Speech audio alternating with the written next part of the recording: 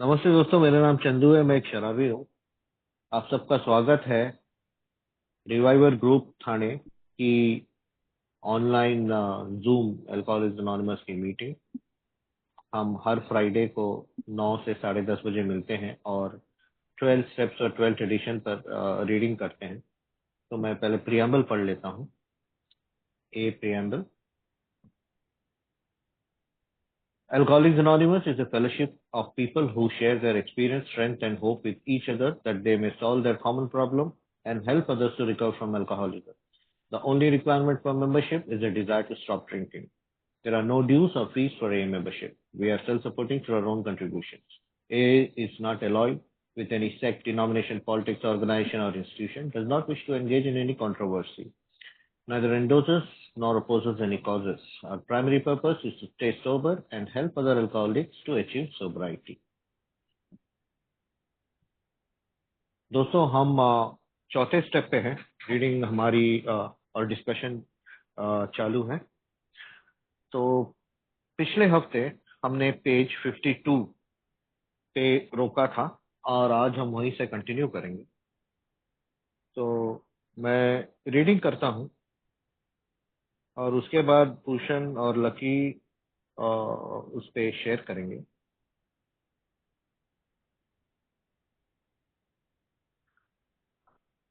Page 52। The most common symptoms of emotional insecurity are worry, anger, self-pity, and depression. These stem from causes which sometimes seem to be within us and at other times to come from without. To take inventory in this respect, we ought to consider carefully all personal relationships which bring continuous or recurring trouble. It should be remembered that this kind of insecurity many arise in any area where instincts are threatened. Questioning directed to this end might run like this. Looking at both past and present, what sex situations have caused me anxiety, bitterness, frustration, or depression? Appraising each situation fairly, can I see where I have been at fault? Did these perplexities beset me because of selfishness or unreasonable demands? Or if my disturbance was seemingly caused by the behavior of others, why do I lack ability to accept conditions I cannot change? These are the sort of fundamental inquiries that can disclose the source of my discomfort and indicate whether I may be able to alter my conduct and so adjust myself serenely to self-discipline. Uh, I Bhushan think and you Lucky would ji? say, Yeah, please. just lucky. Sorry, I was mute. नमस्ते दोस्तों, मेरा नाम lucky, मैं शराबी हूँ। Grace of God sober today. चौथे कदम पे हम 12/12 में अब उन आखिरी के चंद पन्नों पे आ रहे हैं। यहाँ पे हम ये समझ रहे हैं कि बिल अभी खुलासा कर रहा है, कुछ सवाल पूछ रहा है, कुछ समझा रहा है, और उसमें अभी ये जो चंदू भाई ने पढ़ा है, भावनिक असुरक्षितता, भावनिक असुरक्षितता के लक्षणों को अब वो हमारे सामने लाके पेश कर रहा है। और उसमें चिंता, क्रोध, आत्मकरुणा और नैराश्य, ये भावनिक असुरक्षितता से निर्माण होने वाली समस्याएं हैं। ये सुन के आप सभी को ताजुब लगेगा, लेकिन ये भावनिक असुरक्षितता से निर्माण होती है। मैं भी इन सारी चीजों को पहले समझता था कि इनका बाहरी कारण है, मेरे गुस्से का, मेरे क्रोध का कारण बाहर है। लेकिन जब इस खुलासे को पढ़ता हूं तो समझ में आता है कि नहीं, ये मेरी भावनिक असुरक्षितता है। और इसके ऊपर मैं अगर इन्वेंट्री की तौर पे देखूं तो कहता है बिल के इस इस बारे में आपने कोई इन्वेंट्री लेनी पड़ेगी कि हमको ये देखना पड़ेगा कि हमने सारे व्यक्तिगत नाते संबंध जो भी है, जहां पे खटपट रही है, हमेशा बार बार तकलीफ होती है, जैसे पति पत्नी का नाता मैं कहूं, या एक बेटे का अपने पिता से नाता, या अपने माँ से नाता, ये करीबी लोग जो हैं जिनसे शायद हम कहीं दूर जा नहीं सकते, यानी कि जो जितने करीब होते हैं उनके साथ में खटपट की बात मुझे, ये नाते, मेरे व्यक्तिगत नाते जो हैं, ये इनके साथ में परखने पड़ेंगे। और बिल कहता है कि एक बात ध्यान में रखिए कि ये जो असुरक्षितता है ना, ये जहां जहां भी मेरी वृत्तियों को खतरा उत्पन्न होगा, वहां वहां इनका जन्म होगा, ये सामने आएंगी। अब ये पार्ट मेरी भी समझ में आ रहा है, क्योंकि मेरी पत्नी से बड़ी खटपट होती थी, माँ से मेरी बिल्कुल खटपट नहीं होती थी। माँ से आखिरी के मेरे पीने के काल में पहले तो मैं बचता फिरता था, फिर चुप हो जाता था, माँ की बातें सुन लेता था, लेकिन पत्नी के साथ में वैसा नहीं था। पत्नी के साथ में बार बार होने वाली खटपट चालू ही रहती थी, और वो भी जब सामने से जवाब दे देती थी, या मेरे को मेरी औकात बता देती थी किसी भी तरीके से, या मुझे सहकार्य नहीं करती थी, तो चिंता करने लग पड़ता था मैं। और वो चिंता में मैं यहाँ पे एक बात करूंगा कि एक शक निर्माण होता था, अरे इसको मेरे से इतना प्रेम नहीं है, मेरी इतनी केयर नहीं करती, क्या इसकी जिंदगी में कोई पहले से है क्या? क्योंकि शायद उसने मेरी मनमानी नहीं की। आगे आगे मनमानी के ऊपर भी बिल बहुत कुछ लिखता है, हमने पहले भी सुना है। लेकिन एक सवाल जब भी उत्पन्न हुआ, और वो सवाल आगे बढ़ते बढ़ते मेरे पूरे नाते का, जो रिश्ते का एक फाउंडेशन होता है, उसी में ले गया। बिल बात कर रहा है सेक्स सिचुएशंस की, कि भाई हमने तो देखना पड़ेगा भूतकाल में और अभी के वक्त में क्या मेरे लैंगिक संबंधों में मुझे एंजाइटी हो रही है क्या, मुझे कड़वाहट, मेरे अंदर वो चिड़चिड़ाहट या नैराश्य आ रहा है क्या। हर सिचुएशन को मैंने ध्यान से देखना चाहिए, और ये देखना चाहिए क्या उसमें कोई मेरा फॉल्ट रहा है क्या, मेरी कोई गलती है क्या। कई बार ऐसी असमंजस में आने वाली परिस्थितियों में मैं स्वार्थी और अवाजिब मेरी डिमांड्स है क्या।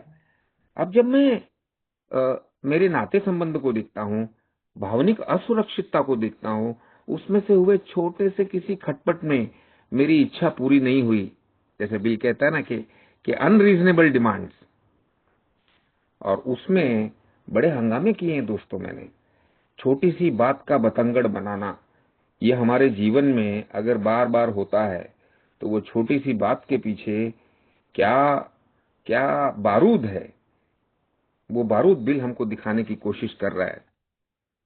इनफैक्ट कई सारे मेरे अनुभव, मेरी कोई डिमांड पूरी ना होने के कारण, मेरी कोई अपेक्षा पूरी होने के ना कारण, खास करके सेक्स के मामलों में उसने मुझे बहुत तकलीफ दी है। और तकलीफ ऐसी दी है कि वो अगर कभी मायके गई है तो उसके पीछे मैं जासूस लगाने की बात करता था, या खुद जाने की बात करता था कि जरूर इसका कुछ ना कुछ है, नहीं तो मेरे साथ में ये ऐसा क्यों करेगी।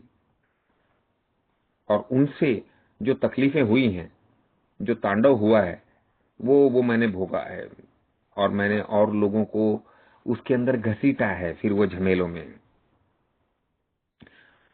मुझे ये समझने की बात कर रहा है कि बिल ये समझाने की बात कर रहा है कि भाई मेरी तो अनरीजनेबल डिमांड थी, मेरा आत्म केंद्रित स्वार्थी दृष्टिकोण था, और ऐसे में मेरा डिस्टरबेंस ऐसे लगता था मुझे कि ये दूसरों के व्यवहार के कारण हो रहा है। तो मेरे पास वो क्षमता नहीं है क्या कि मैं उन चीजों को स्वीकार कर सकूं, ऐसी परिस्थितियों को जो मैं बदल नहीं सकता है। ये सवाल पूछता है बिल खुद से सवाल पूछने को कहता है। और ये मूलभूत प्रश्न ऐसे हैं कि जो मेरे स्रोत का, जिससे मैं विचलित हो गया हूं, और मैं अपना व्यवहार बदल सकता हूं क्या। अगर मैं व्यवहार बदल नहीं सकता हूं और एडजस्ट नहीं कर सकता हूं, तो मेरे पास वो सेल्फ डिसिप्लिन और सेरेनिटी आएगी नहीं। तो यहाँ पे जब मैं ये पैराग्राफ को पढ़ते हुए, इन्वेंट्री के शुरुआत होती है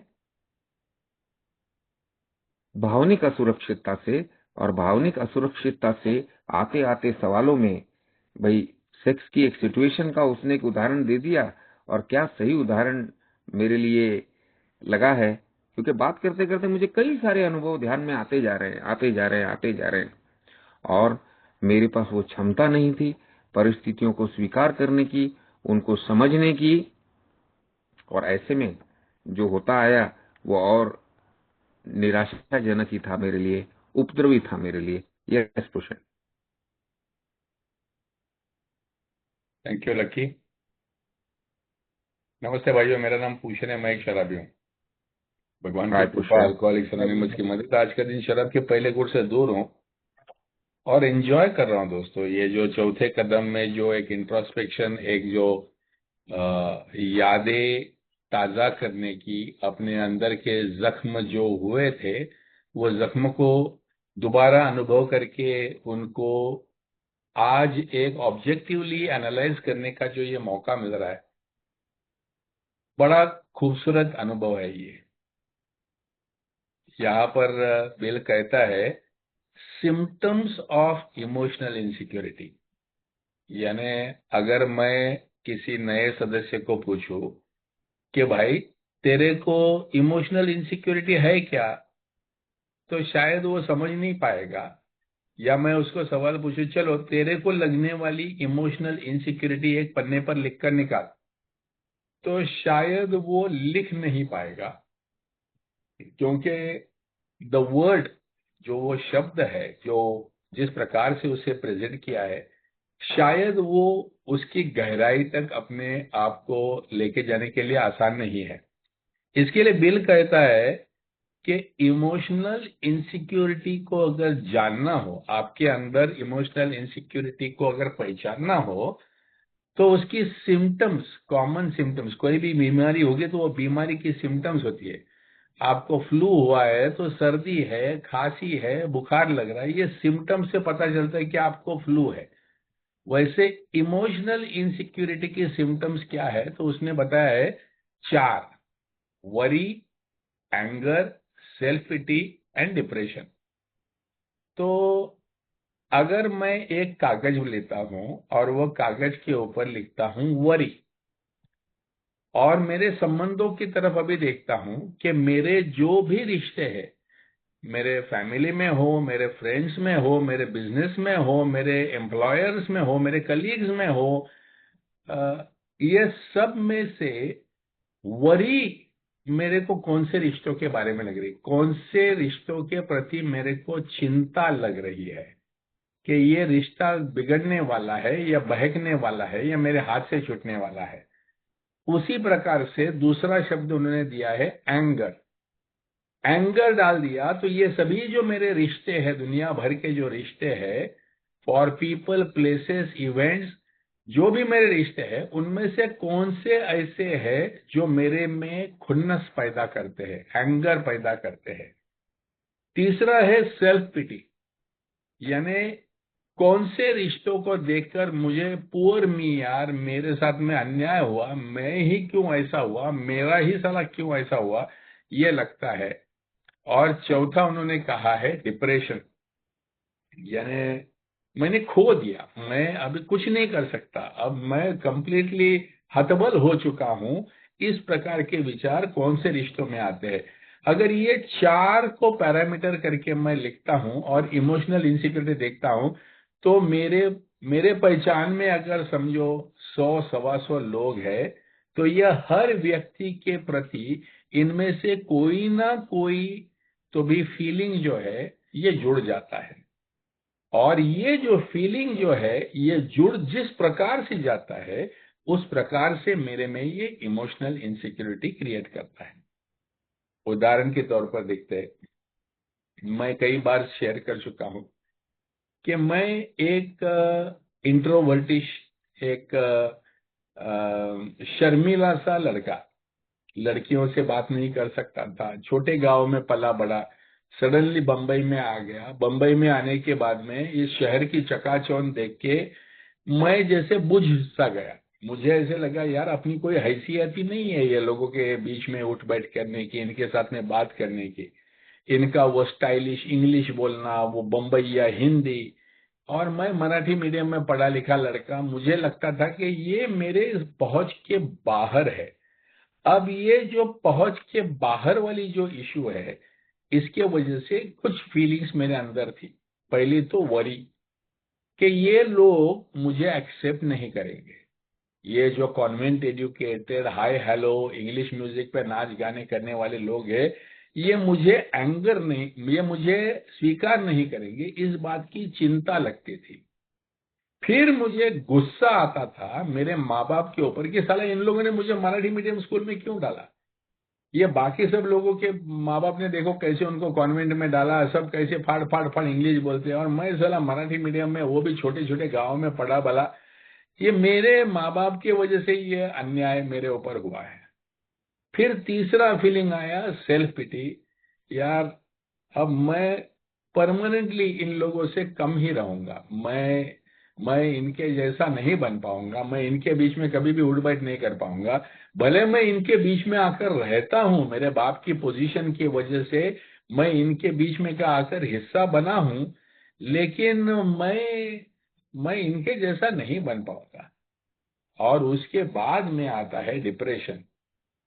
मुझे याद है, बम्बई में हम लोग आए थे, कुलाबा में हमारे को गवर्नमेंट क्वार्टर्स एक बहुत फैंसी बिल्डिंग में मिले हुए थे, और वो बिल्डिंग में लगभग 6 महीने तक मैं नीचे उतरता नहीं था।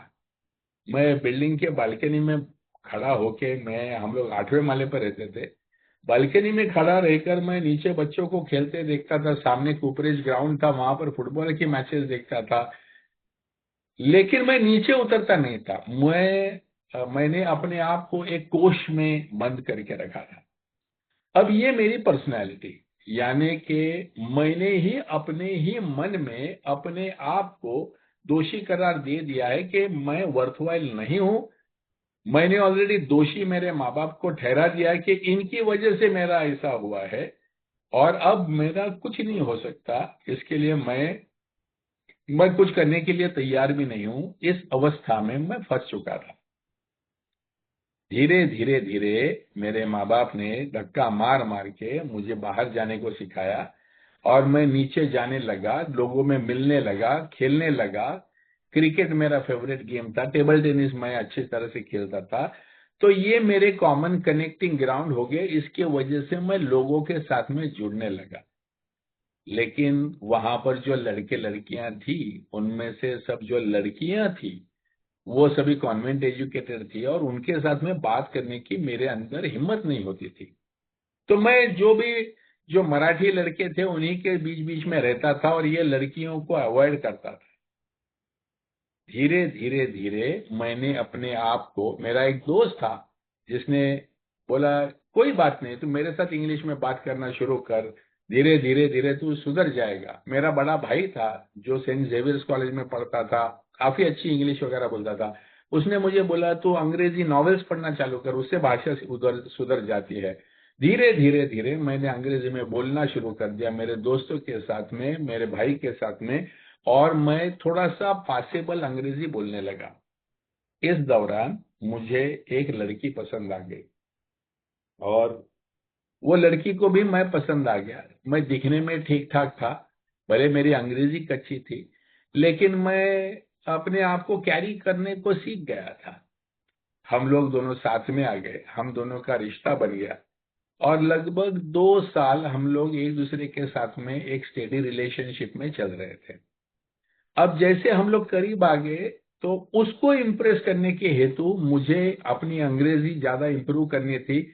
मैंने मेरे इंग्लिश के ऊपर काफी काम किया। मैं इंग्लिश गानों के ऊपर डांस करना सीखा, मैं इंग्लिश बोलना सीखा। मैंने अपनी पर्सनैलिटी को मोल्ड किया, क्योंकि वो लड़की को मैं इम्प्रेस करना चाहता था। वो एक पंजाबी लड़की थी, कॉन्वेंट एजुकेटेड थी, एकदम अमीर फैमिली में से थी, और मुझे उसको इम्प्रेस करने के लिए मैं अपने आप को तैयार कर रहा था। मैंने अपने आप को प्रॉप अप किया। लेकिन 2 साल के अंत में वो जो रिश्ता था, वो रिश्ता खत्म हो गया। वो रिश्ता खत्म भी इसलिए हुआ क्योंकि मैं उसको कंट्रोल करना चाह रहा था, क्योंकि वो दिखने में बहुत खूबसूरत थी। मैं नहीं चाहता था कि वो मॉडलिंग करे या कुछ दुनिया के सामने आए, और वो उसके कुछ अलग करियर के ड्रीम्स थे, और उसने वो किया, वहां से हमारे रिश्ते में दरार आनी चालू हो गई और हमारा रिश्ता फाइनली अंत हो गया। अब जब ये रिश्ता अंत हो गया, वो टाइम पे मेरे मन के भीतर दोबारा वो सभी जो निगेटिविटी थी, वो वरी, वो एंगर, वो सेल्फ पिटी और ये डिप्रेशन, ये चारों मेरे अंदर बार बार मुझे सताने लगे। लेकिन अब मेरी पर्सनैलिटी चेंज हो गई थी। अब मैं अंग्रेजी बोल सकता था, अब मैं स्टाइलिश ड्रेसिंग कर रहा था, अब शराब की वजह से मेरे को कॉन्फिडेंस आ चुका था। मैं अभी बिल्कुल एक्सट्रोवर्ट हो गया। जो पहले बिल्कुल इंट्रोवर्ट था, अभी मैं बिल्कुल एक्सट्रोवर्ट हो गया। अभी मैंने कॉलेज में से, या मैं जहां पर डांसेस में जाता था, सोशल्स होते थे, वहां जाते थे, मैंने लड़कियों को पटाना चालू कर दिया। इसको कहते हैं कि रिवेंज जैसा बोलते हैं ना, कि अगर एक लड़की ने मुझे डंप किया तो मैं अभी 50 लड़कियों के साथ में मैं दोस्ती करूंगा, रिश्ता करूंगा। सो ये रिबाउंड जो कहते हैं, वो रिबाउंड में मैंने ढेर सारे लड़कियों के साथ में दोस्ती करना, रिश्ता करना, ये पार्टी में ये लड़की के साथ, वो पार्टी में वो लड़की के साथ में, ये इस प्रकार का मेरा जो पूरी तरह से परिवर्तन हो गया। अब बाहर दिखाने के लिए मेरा जो चेहरा ये था, अभी भी मेरी बीवी जो मुझे कॉलेज में मिली, वो मेरे को बोलती है कि उन दिनों अगर हम लोग तेरे को देखते थे तो हमको ऐसे लगता था कि ये क्या लड़का है, क्या डायनेमिक है, ये डांस भी करता है, फैंसी कपड़े भी पहनता है, गाड़ी भी घुमाता है, और लड़कियों के साथ में घूमते रहता है। हमें हमेशा लगता था कि ये आउट ऑफ रेंज है। तो जब भी मैंने मेरे बीवी में, वो मेरे कॉलेज की फ्रेंड थी, उसमें इंटरेस्ट लेना चालू कर दिया, तो उसको विश्वास ही नहीं हो रहा था कि मैं वो सादी लड़की, मैं ऐसा फ्लैम्बॉयंट टाइप का लड़का है, मैं उसमें क्यों दिलचस्पी ले रहा हूँ। लेकिन एक्चुअली जब भी मैं पीछे मुड़कर देखता हूँ तो मेरे दिखाने के दांत और थे और मेरी असलियत कुछ और थी। ये बाहर जो मैं एक कॉन्फिडेंट, एक एक्सट्रोवर्ट का पर्सनालिटी जो मैं दिखा रहा था, उसके अंदर बेसिकली छुपी हुई थी मेरी ढेर सारी चिंताएं कि मुझे रिजेक्ट किया जा सकता है। एंगर कि वो गर्लफ्रेंड ने जो मुझे डिच किया, वो जो मुझे छोड़कर चली गई, उसका जो एंगर है, वो एंगर मैं डायरेक्ट कहाँ करने का समझ में नहीं आ रहा था। इसके लिए वो एंगर को मैंने दूसरी लड़कियों की तरफ डाइवर्ट कर दिया। जो सेल्फ पिटी कि मैं पुअर में, मुझे याद है उसके गम में मैंने कई सारी गजल गाई, कई सारी शराब पी, कई सारी महफिलें की, कई सारे आंसू बहाए, और मुझे ऐसे लगता था कि यार ये जो सच्चा प्यार है मैं दोबारा कभी जिंदगी में नहीं पा सकूंगा। लेकिन बाहर दिखाने के लिए मैं ऐसे दिखा था जैसे आई डोंट केयर, मैं किसी का, मैं प्यार व्यार जैसी कोई संकल्पना में विश्वास ही नहीं करता हूँ, और life is all about physical relationships, ऐसा मैं पिक्चर प्रोजेक्ट कर रहा था। यानी एक ही टाइम पे मेरे अंदर दोनों प्रकार के व्यक्तिमत्व थे। जब भी मैं लोगों के बीच में था तभी दिखाने वाली पर्सनैलिटी मेरी कुछ और थी, और जब मैं अकेले में रहता था तो मेरी पर्सनैलिटी कुछ और थी। अब नेचुरली ये जो बिल डब्ल्यू अगले सेंटेंस में कहता है कि ये जो चार जो ये शत्रु है हमारे, worry, anger, self pity, depression, these stem sometimes from within us and sometimes from without। यानी हमारे अंदर के न्यून गंध की वजह से कभी कभी ये ऊपर आते हैं, तो कभी कभी लोगों ने हमें मिसट्रीट किया, हमको डिच किया, हमको छोड़ दिया, इसके वजह से आते हैं। लेकिन जब भी हम लोग इन्वेंट्री लेने को बैठते हैं, जब भी आज हम लोग ये इमोशनल इन्वेंट्री लेने को बैठते हैं, वो टाइम पे हम लोगों ने ये हर एस्पेक्ट को केयरफुली कंसिडर करना चाहिए। वो बिल कहता है कि ऑल पर्सनल रिलेशनशिप्स विच ब्रिंग कंटिन्यूअस और रिकरिंग ट्रबल, इनके ऊपर फोकस करो। यानी जो भी रिश्ता है ये हमेशा से प्रॉब्लम करता है और बार बार प्रॉब्लम करता है, ये रिश्तों के ऊपर फोकस करो। जैसे मैं देखता हूं कि मेरे मेरे माँ बाप के साथ के रिश्ते में कोई दिक्कत नहीं थी, वो मैं ठीक था। मेरे भाई के साथ के रिश्ते में कोई दिक्कत नहीं थी, हम लोग काफी अच्छे दोस्त थे, हमारा काफी अच्छा भाईचारा था। लेकिन whenever it came to girlfriends, जहां पर भी लड़कियों का संबंध आ गया, तो यहां पर continuous and recurring trouble. Continuous यानी एक लड़की के साथ में बार बार आने वाली प्रॉब्लम्स, क्योंकि उसके पास की मेरी अपेक्षा है, मेरे मन के अंदर का डर कि ये साली छोड़ के जाएगी, मेरे अंदर का डर कि इसको मैंने कंट्रोल नहीं किया तो ये मेरे ऊपर हावी होकर बैठेगी, मेरे अंदर का गुस्सा कि पहले मुझे डिच किया गया है, मैं और एक डिच बर्दाश्त नहीं कर सकता हूं, तो मैं इसके ऊपर प्यार दिलो जान से मैं प्यार करूंगा नहीं, मैं रिजर्वेशन ही रखूंगा, मैं हमेशा अपना एक डिस्टेंस, सेल्फ, अपने आप को वल्नरेबल मैं नहीं एक्सपीरियंस करना चाहता था। तो ये जो है ये कंटिन्यूअस टाइप का प्रॉब्लम, यानी एक लड़की के साथ में लंबा रिलेशनशिप होता है तो उसमें बार बार आने वाली समस्या जो मेरे अंदरूनी समस्याओं के अंदर के प्रॉब्लम्स की वजह से है। और रिकरिंग ट्रबल यानी जैसे एक लड़की के साथ समस्या है, वैसे मेरी हर लड़की के हर रिश्ते में समस्याएं आ रही थी। यानी ऐसा नहीं था कि एक लड़की के साथ में प्रॉब्लम हो गया तो दूसरे के साथ में मैं स्टेबल हो गया, दूसरे के साथ प्रॉब्लम हो गया तो तीसरे के साथ नहीं। मेरे लड़कियों के साथ के रिलेशनशिप में कभी भी स्टेबिलिटी आई ही नहीं। उसके दो कारण, एक मेरे अंदर से जो उपजत जो इंफीरियरिटी कॉम्प्लेक्स और जो मैंने अनुभव किए थे उस वजह से, और दूसरा जिस प्रकार से लोगों ने मुझे ट्रीट किया था, क्योंकि लोग भी मेरे साथ में मजाक मस्ती के लिए आते थे। Nobody wanted a serious relationship with me. मेरे साथ में किसी को लॉन्ग टर्म शादी करेंगे ऐसा रिश्ता चाहते नहीं थे। उनको लगता था यार ये मजाक मस्ती वाला बंदा है, इसके साथ में थोड़ी चंद मस्ती करेंगे, डांस वांस करेंगे, थोड़ा बहुत फिजिकल आएंगे और फिर हम लोग अपना अपना जिंदगी में निकल जाएंगे। क्योंकि बिकॉज मैं किसी को सीरियसली ले नहीं रहा था, इसके लिए दूसरा कोई मुझे सीरियसली नहीं ले सकता। तो ये जो अंदरूनी जो ये जो बदलाव है, ये बदलावों की तरफ बिल डब्ल्यू यहाँ पर हमारा ध्यान खींचता है। वहां पर बिल या एक चेतावनी देता है, it should be remembered that this kind of insecurity may arise in any area where instincts are threatened. तो जहां पर भी मेरी इंस्टिंक्ट्स को डर है, धोखा है, यहां पर यह धोखा निर्माण होगा।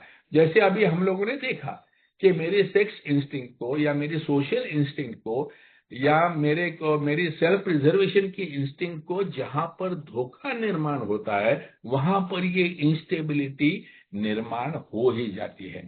तो अगर मैं मेरे सभी रिश्तों को देखो, कौन से रिश्ते हैं जो रीजनेबली हेल्दी है उनको टिक मार्क करते जाऊं, और कौन से रिश्ते हैं जहां बार बार या तो सलगता से समस्या आ रही है या नए नए रिश्ते में बार बार समस्या आ रही है, ये कौन से है, इनका यादी बनाना, इसके बारे में बिल डब्ल्यू यहां पर बोल रहा है। एक एग्जांपल बताता हूं, हमारे अंदर की इंस्टिंक्ट्स को थ्रेटन करना।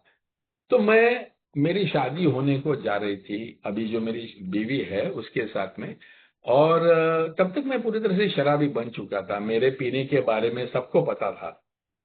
और मेरी जो भाभी थी, मेरी भाभी भी गुजराती थी, मेरी बीवी भी गुजराती है, और मेरे भाभी की जो माँ थी, एक दिन उसने मेरे बीवी के साथ में बैठ के उसके साथ बात की और उसको बोली कि तू जानती है ना तू किसके साथ शादी कर रही है, तू जानती है ना उसकी आदतें क्या है, बाद में मत पछताना। क्योंकि नॉर्मली गुजराती घरों में ना शराब, ना सेवन, ना सिगरेट, ना तंबाकू, कुछ भी नहीं। और वो तो वैष्णव थी, मतलब वहां पर तो एकदम बड़ा कड़क वातावरण था, और वहां से मेरे घर में नॉनवेज बनेगा, शराब चलेगी, तो वो उसको चेतावनी देने का प्रयास कर रही थी। जब ही मुझे पता चला कि ये बुढ़ी साली मेरे बीवी को मेरे खिलाफ बहकाने की कोशिश कर रही है, तो मेरे दिल में जो जो ये जो चार मैं देखता हूं, वरी, एंगर, सेल्फ पिटी और डिप्रेशन, ये चारों भाव इतने उभर कर आ गए, आप बिलीव नहीं करोगे। लेकिन उसके बाद में लगभग 30 साल तक वो जो मेरे भाभी की जो माँ थी, उसके प्रति मेरे मन में, मैं उसको कभी माफ नहीं कर सका, मैं रिलेशनशिप उसके साथ में रिस्टोर नहीं कर सका। मैं अल्कोहलिक्स एनोनिमस में आने के बाद में जब ये अमेंड्स करने को गया, तभी मैंने तहे दिल से उसके साथ में जाके बातें करने की भी कोशिश की, उसके साथ में रिलेशनशिप एस्टेब्लिश करने का कोशिश किया। लेकिन जो मेरे मन के भीतर के जो स्कार थे ना, वो औरत सामने दिखाई देती थी, तो मेरे अंदर के वो सभी थ्रेट्स, मेरे अंदर की जो वरी, वो एंगर, वो सेल्फ पिटी की, साला अपना पित्तल तो खुल जाएगा। और ये औरत के पास ताकत है कि वो मेरे सबसे चहेते रिश्ते को ये डिस्ट्रॉय कर सकती है। ये जो फियर है, ये फियर का जो स्कार, वो जो अनुभूति मैंने की है, वो शादी के 30 साल बाद में वो औरत गुजर गई फाइनली। और वो गुजर जाने के बाद में उसके साथ में मेरी वो जो नेगेटिविटी थी वो अंत हो सकी।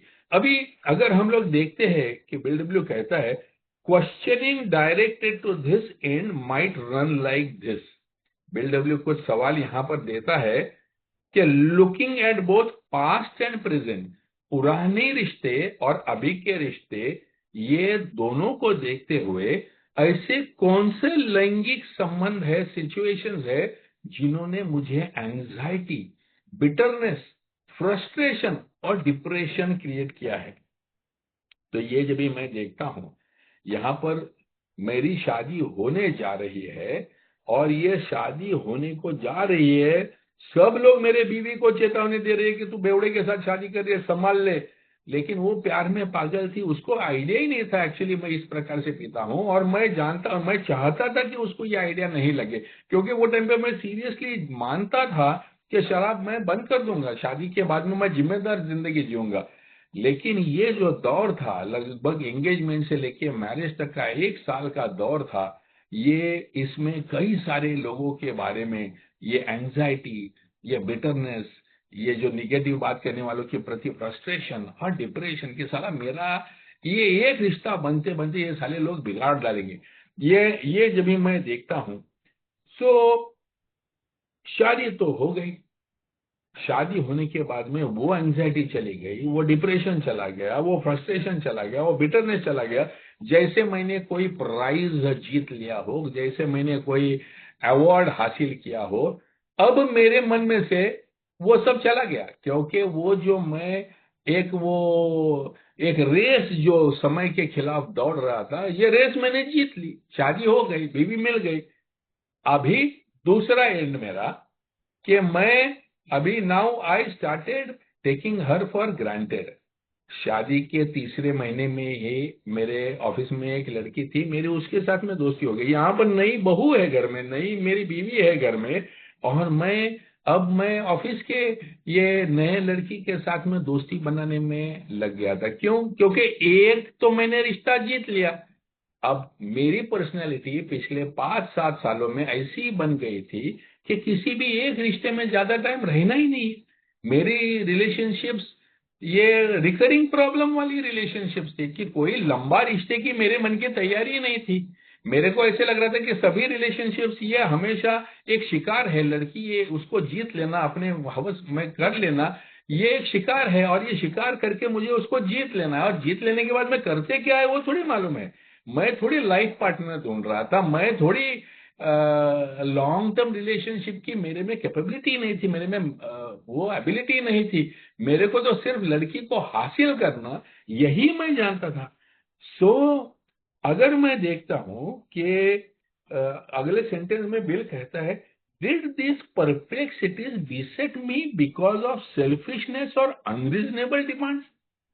यानी ये जो मेरे अंदर का जो ये न बुझने वाला प्यास है लड़कियों के बारे में, या नए नए रिश्ते बनाने के बारे में, मैं एक स्टेडी रिश्ते में लॉन्ग टर्म नहीं रह सकता, मुझे नए नए रिश्ते बनाने पड़ेंगे, नए नए लफड़ों में मुझे पड़ना पड़ेगा। ये किस वजह से है? it is because of my selfishness and because of my unreasonable demands।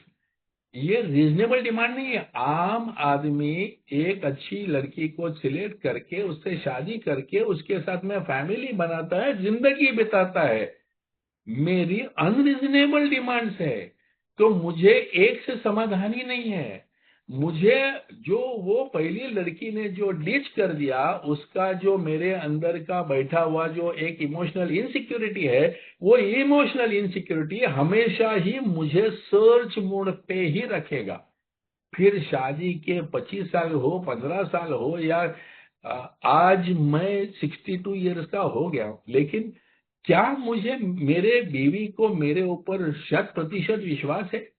दोस्तों, बड़ी खेद के साथ में मैं कह सकता हूं कि नहीं है, क्योंकि मेरा मेरा बिहेवियर ही वैसे रहा है।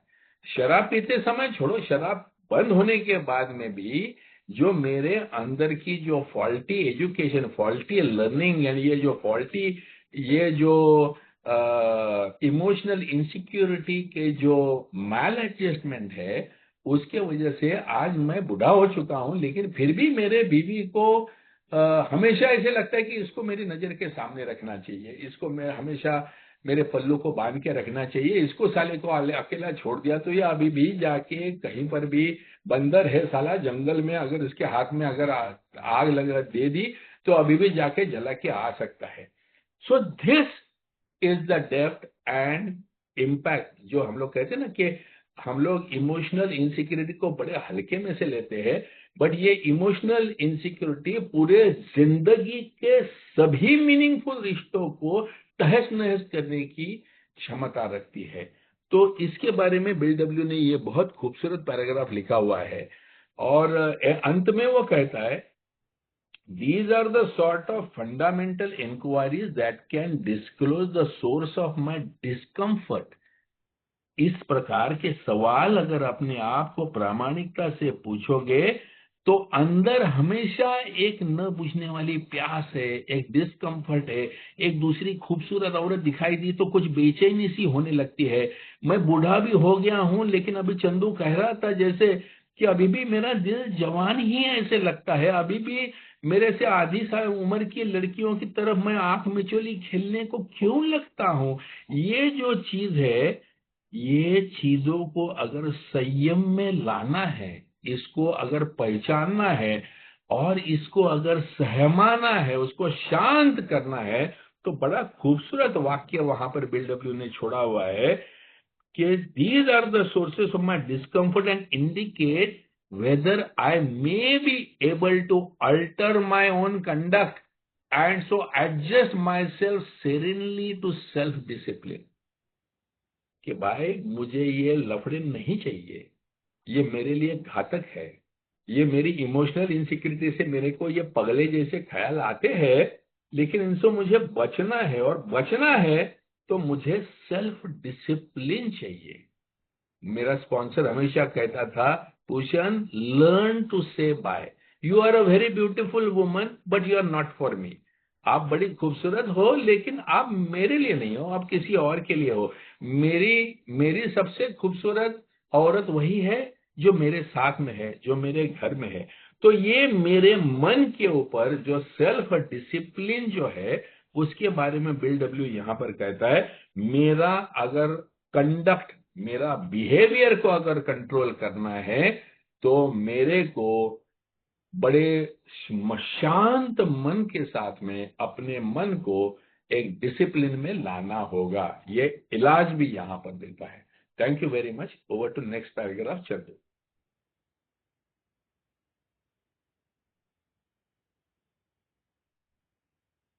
Okay, thank you, Bhushan.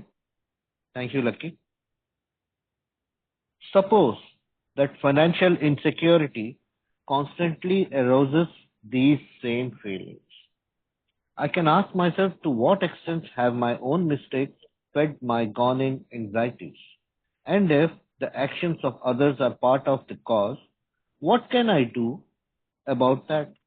If I am unable to change the present state of affairs, am I willing to take the measures necessary to shape my life to conditions as they are? Questions like this, more of which will come to mind easily in each individual case, will help turn up the root cause. But it is from our twisted relations with family, friends, and society at large that many of us have suffered the most. We have been especially stupid and stubborn about them. The primary fact that we fail to recognize is our total inability to form a true partnership with another human being. Our egomania digs to disastrous pitfalls. Either we insist upon dominating the people we know, or we depend upon them far too much. If we lean too heavily on people, if we lean too heavily on people, they will sooner or later fail us, for they are human too, and cannot possibly meet our incessant demands. In this way, our insecurity grows and festers. When we habitually try to manipulate others to our own willful desires, they revolt and resist us heavily. Then we develop hurt feelings, a sense of persecution, and a desire to retaliate. As we redouble our efforts at control and continue to fail, our suffering becomes acute and constant. We, we have not once sought to be in a family, to be a friend among friends, to be a worker among workers, to be a useful member of society. Always we try to struggle to the top of the heap or to hide underneath it. The self-centered behavior blocked a partnership relation with any of those about us. Of true brotherhood, we had small comprehension. Yes, like Continue? Last है वो भी कर लेना। Okay. Some will object to many of questions posed because they think their own character defects have not been so glaring. To these, it can be suggested that a conscious examination is likely to reveal the very defects the objectionable questions are concerned with, because our surface record hasn't looked too bad. We have frequently been abashed to find that this is so simply because we have buried these self-same defects deep down in us under thick layers of self-justification. Whatever the defect, they have finally ambushed us into alcoholism and misery. Therefore, thoroughness ought to be the watchword when taking inventory. In this connection, it is wise to write out our questions and answers. It will be an aid to clear thinking and honest appraisal. It will be the first tangible evidence of our complete willingness to move forward. Thank you. Thank you Chandu. अब यहाँ पे bill हमारी नजर घुमाता है financial insecurity की तरफ। अब जब पूषण शेयर कर रहा था और हम अगर अपने कैरेक्टर का झुकाव देखें तो जरूरी नहीं है कि हमें सारे के सारे दोष एकदम पराकोटि के हों। हर हर पर्सनालिटी की अपनी अपनी छटाएं होती है, झुकाव होता है। अब जहां पे बिल बात करता है फाइनेंशियल इनसिक्योरिटी की, तो मैं इससे बड़ा आइडेंटिफाई करता हूं। बचपन का जो समा था और उसमें जो अभाव महसूस हुआ है हमेशा, वो अभाव बहुत देर तक, और शायद मुझे लगता है कि कुछ ऐसे गहरी चीजें बैठ जाती हैं कि जब वक्त थोड़ा गड़बड़ वाला हो जाता है या सिचुएशन थोड़ी विपरीत हो जाती है तो पुराने ख्याल वापस आ जाते हैं मेरे। तो बड़ा ही अभावपूर्ण जीवन जिया है और पैसा ही सब कुछ है। फाइनेंशियल स्ट्रांग नहीं होगा तो उसके बगैर कोई मतलब ही नहीं है। पैसा ना होना ये बहुत बड़ी कमजोरी है और पैसा होना ये बहुत बड़ी ताकत है। ये मेरे बचपन के विचार हैं और मैं अगर देखूं तो मेरी जिंदगी इसी के आसपास घूमती है, मुझे दिखाई देती है। डर और फाइनेंशियल इनसिक्योरिटी, ये दोनों ने बड़ा प्रभाव डाला है मेरे पे। तो जब मैं अपने आप से पूछता हूं क्या मेरी गलतियों के कारण, क्या मेरी ये उत्कंठा बढ़ी है, क्या एंग्जाइटी बढ़ी है क्या, तो यस। अब फाइनेंशियल इनसिक्योरिटी ऐसी नहीं होती कि मैं पैसा पैसा बचाने को या उसको मैनेज करने की बात करता हूं। नहीं, ये मुझे लगता है ऐसा कि ये कभी पैसा पूरा नहीं होगा, मेरे पास आएगा नहीं, मैं संभाल नहीं पाऊंगा, ऐसा नहीं लगता है। ये आएगा ही नहीं वाली बात है। क्योंकि आने के बाद मैं संभालता भी नहीं हूँ। मैं फिर रैशली उसको कोई अपने एक आइडिया के ऊपर पूरा का पूरा दांव पे लगाने की बात कर देता था। कई मेरी जिंदगी में जो बड़े गहरे सदमे पहुंचे हैं वो फाइनेंशियली पहुंचे हैं मुझे, और जहां पे मैं खुद बहुत परेशान हुआ हूं और औरों को भी बड़ा परेशान किया है मैंने इसमें। तो मेरे पास मेरी फाइनेंशियल इनसिक्योरिटी और उसमें आए हुए अनुभवों की लिस्ट बड़ी तगड़ी है। मुझे लोग, क्योंकि मैं पीपल प्लीजर हूँ, मेरे को अगले पैरास में बिल लिखता है कि या तो मैं औरों को डोमिनेट करूंगा, मेरे जो रिलेशनशिप है, सही नाता सच में एक डरा हुआ इंसान बना नहीं पाया। डरे हुए बच्चे से इंसान बन गया, लेकिन मैं बना नहीं पाया। कुछ दोस्त थे जो पीने के वक्त के दोस्त थे, उसके बाद लंबी दूरी तक चलने वाले दोस्तों की लिस्ट में कुछ खास नहीं था। क्यों? क्योंकि मेरा वो जो दृष्टिकोण था, वो इस नाते में मेरा क्या फायदा है। देखिए, फाइनेंशियल इनसिक्योरिटी हर रिश्ते में क्या फायदा और क्या नुकसान देख के वो संपर्क बनाने की बात करती है। अगर ज्यादा गरीब है तो वो मांगेगा पैसे, कुछ डिमांड्स करेगा और मेरे से कुछ ले जाएगा, क्योंकि मैं ना बोलने की क्षमता रखता नहीं हूं। और कोई अगर अमीर है, ताकतवर है, तो वो सुरक्षा देगा मुझे, उसके साथ में मुझे कंफर्टेबल महसूस होता है। कोई ज्यादा बुद्धिमान है, इंटेलिजेंट है, क्योंकि मेरा जो इंफीरियोरिटी कॉम्प्लेक्स था वो हमेशा कम कम कम कम बोलता था। कम कम ही नहीं बोलता था, वो तुलनात्मक तौर पे औरों को ज्यादा ज्यादा ज्यादा ज्यादा ऐसे देखता था। अब फाइनेंशियल इनसिक्योरिटी की बात करूं तो इसमें वो जो पहले 4 वरी, एंगर, मेरा एक दोस्त था, वो बड़ी सोसाइटी में रहता था, तभी मैं पतरे के घर में रहता था, और वो मेरे को बोलता था, यार एक गाड़ी वाला है मेरे नीचे, और हाँ वो रोज हेलो, वो रोज सुबह सुबह गाड़ी चालू आवाज करके car, hello continue sir. Hello, Chandu, am I audible? Yes, You are Raj. audible. You are audible. Someone okay opened the mic. Wait. Okay okay, yeah so Vikram, सो वो उसने मेरे को बोला, यार इसका कुछ करना चाहिए। अब आई हैड एंगर, मेरे पास मोटरसाइकिल था, और कार वाला बोलेगा तो नेचुरल एंगर को हो गया, और ऐसे में मुझे भी पता नहीं क्या क्यों मैंने उसको ऐसा बोला, चल मैं आता हूँ सुबह, देखता हूँ उसका, जरा कुछ करते हैं। एक डरा हुआ व्यक्ति को मौका मिला, और सडनली मेरे को याद है, मैं अगले दिन सुबह 6 बजे गाड़ी को किक मार के उसकी सोसाइटी के बाहर गया, और वो एक बड़ा वाला पत्थर उठाया, और उसने मेरे को गाड़ी का नंबर वंबर कलर बताया था, और बाहर से उठा के मैंने पत्थर मार के उसका विंडशील्ड तोड़ दिया और किक मारा और निकल गया। I don't know why I did it. मेरे वो जान पहचान का आदमी नहीं था, वो दोस्त भी इतना कोई खास नहीं था, लेकिन आज जब मैं पीछे जाके देखता हूं तो क्या क्या चीजों को उसने टच किया।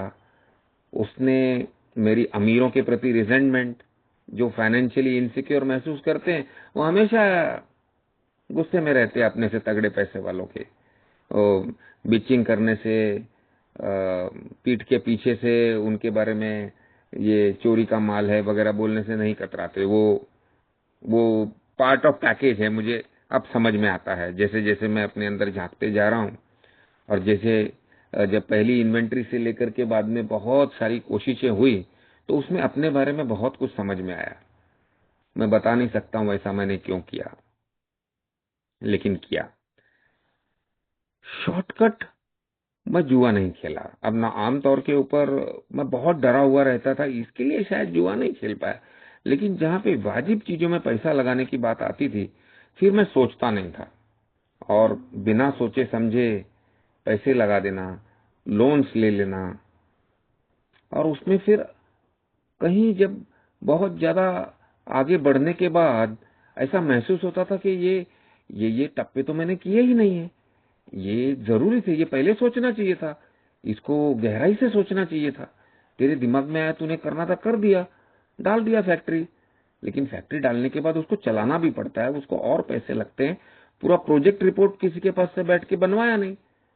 अब सब कुछ होने के बाद में आधे रास्ते में आकर के अब खुद पे डाउट करने लग गया और डरने लग गया, और फिर वो चिंता शुरू हो गई, फिर खुद पे गुस्सा आना चालू हो गया, सेल्फ पिटी और डिप्रेशन। ये बार बार होने वाली चीजें मुझे बताती है कि बिल जो कहता है इसमें,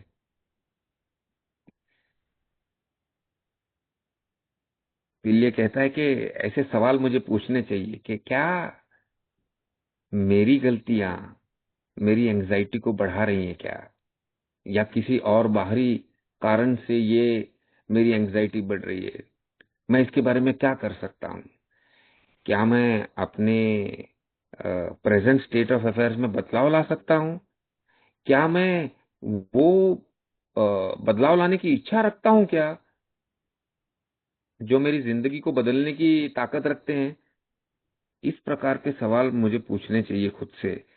और जब ऐसे सवाल पूछता हूँ तो ये रूट कॉज, ये जो जड़ के अंदर से मेरी जो भावनाएं और नजरिए उत्पन्न होते हैं, जो विचार उत्पन्न होते हैं, वो क्यों होते हैं, उनका शायद ये जवाब मुझे दे सकेंगे। अब जहां रही रिश्तों की बात, जहां पे दोस्तों के साथ, फैमिली के साथ और समाज के साथ के रिश्तों की बात करते हैं हम, तो बिल यहाँ पे कहता है कि we have been specially stupid and stubborn. अब एक बात तो तय है कि मैं स्टूपिड हूं या स्टबन हूं या नहीं हूं, लेकिन एक बात तो तय है कि एक सही नाता पीते वक्त या उससे पहले किसी दूसरे इंसान के साथ बनाने की असमर्थता तो मुझे दिखती है। मैं जहां देखूं वहां स्वार्थ के नाते दिखते हैं, और वो स्वार्थ सीधा मेरा स्वार्थ शायद सेक्स के मामले में उतना नहीं झुका, या वो पाने के लिए उतना पागल नहीं हुआ, लेकिन पैसे के मामले में यस, मैं कह सकता हूं कि पैसे के मामले में वो झुकाव दिखता है मुझे, और वो है भी। तो ऐसे नाते जो स्वार्थ के आधार पे बने हैं, कोई व्यक्ति मेरी कितनी मदद कर सकेगा, मेरे कैसे काम आ सकेगा, यानी कि कोई, जैसे बोलते हैं ना, किसी के साथ पहली बार मिलो तो उसका पूरा ऑब्जर्व करके उसका जायजा लेना है, उसकी फीलिंग्स कैसे आ रही, उसका टोन कैसा हो, मेरी तरफ देखता कैसा, उसने पहना क्या है, ये काम का है कि नहीं है, ये मेरा नुकसान तो नहीं कर देगा। यानी कि इतना अलर्ट रहना पड़ता था मुझे, और उसके कारण मेरे अंदरूनी थे। इतना अलर्ट रहना पड़ने के बाद में अगर कुछ नाता बनता है तो वो तो स्वार्थ का नाता, वो तो व्यवहार हो गया ना, वो तो नाता कभी हुआ ही नहीं। जिनसे मेरे रिश्ते बन जाते थे या जो दोस्त हो जाते थे, या तो मैं इनकी सेवा करने में लग पड़ता था, या थोड़े टाइम के बाद उनको डोमिनेट करने को शुरू कर देता था।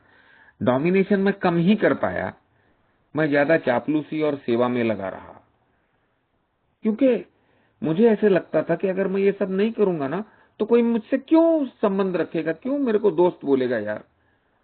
एक दोस्ती जो एक आदमी और आदमी या लड़का और लड़का करता है, उसमें मुझे कुछ दम नहीं नजर आता था।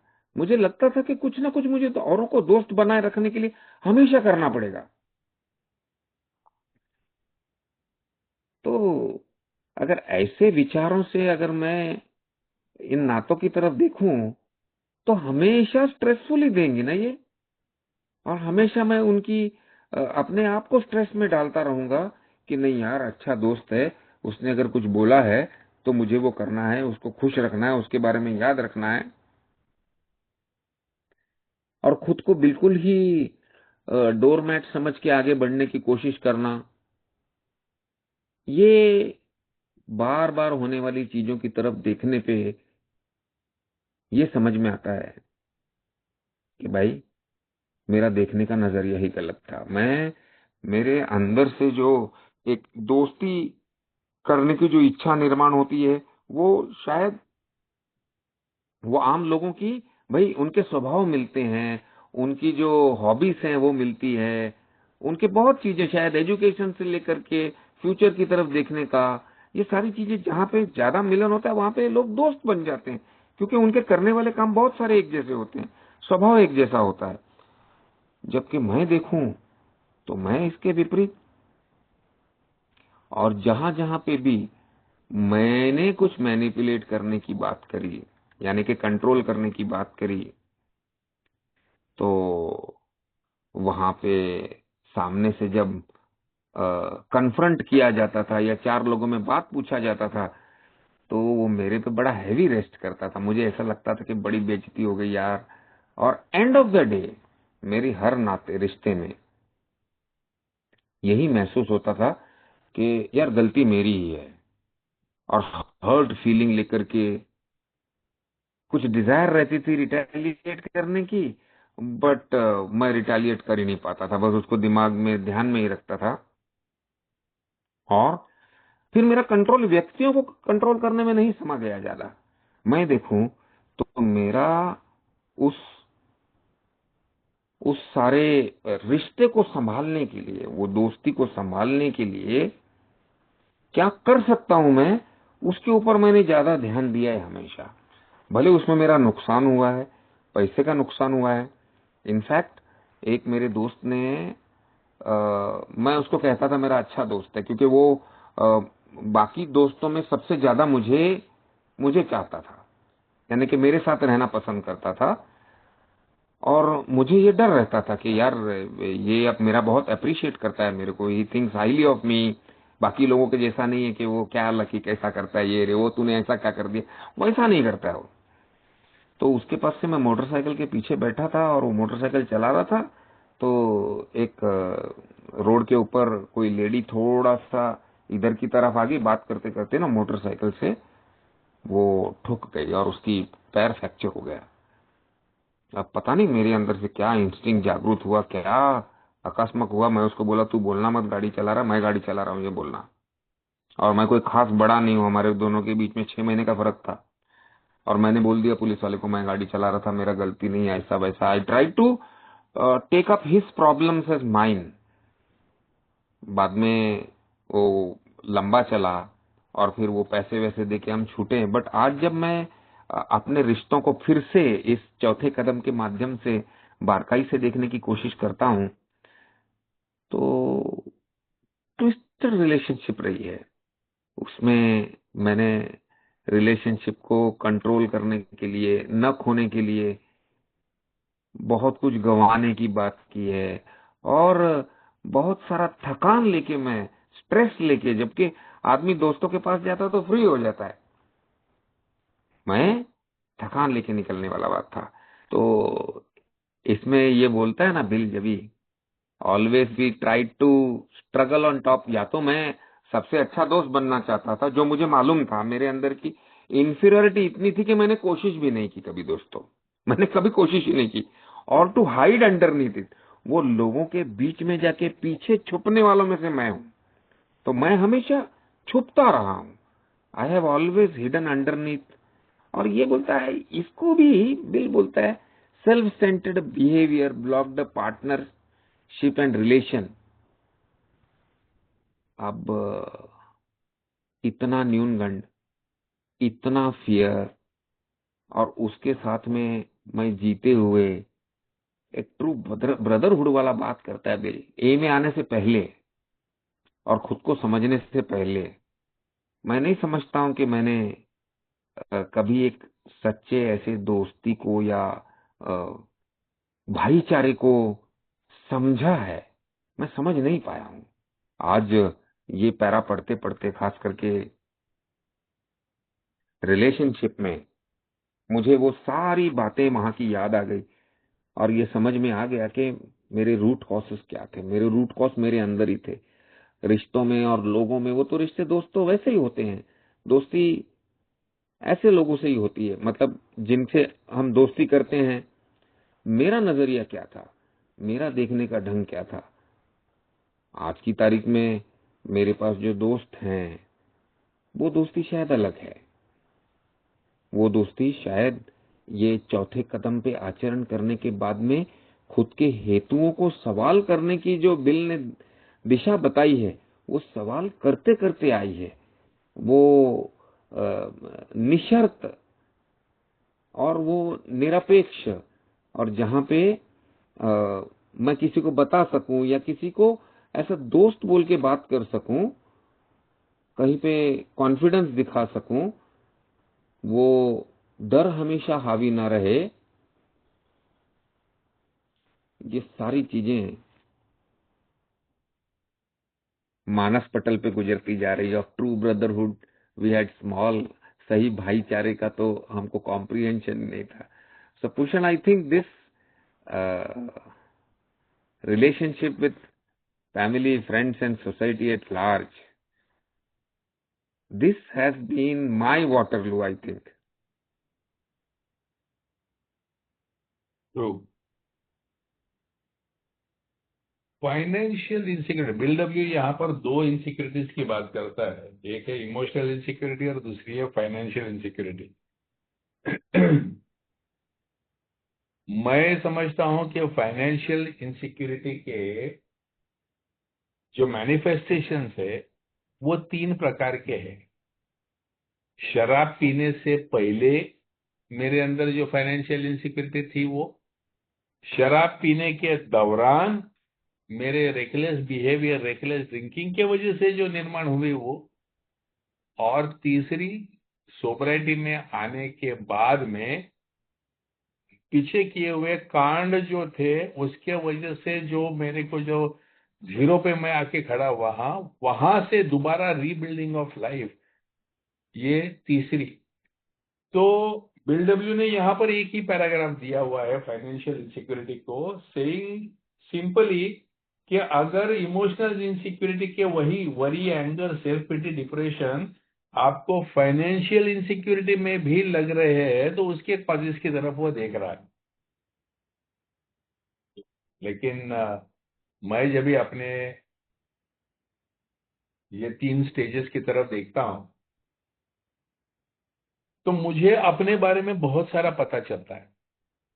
फॉर एग्जाम्पल, मेरे पिताजी गवर्नमेंट सर्वेंट थे, हर 1 तारीख को सैलरी होती थी और वो सैलरी को लेकर पूरा महीना चलाना यही फैमिली का फाइनेंशियल ऑब्जेक्टिव हुआ करता था।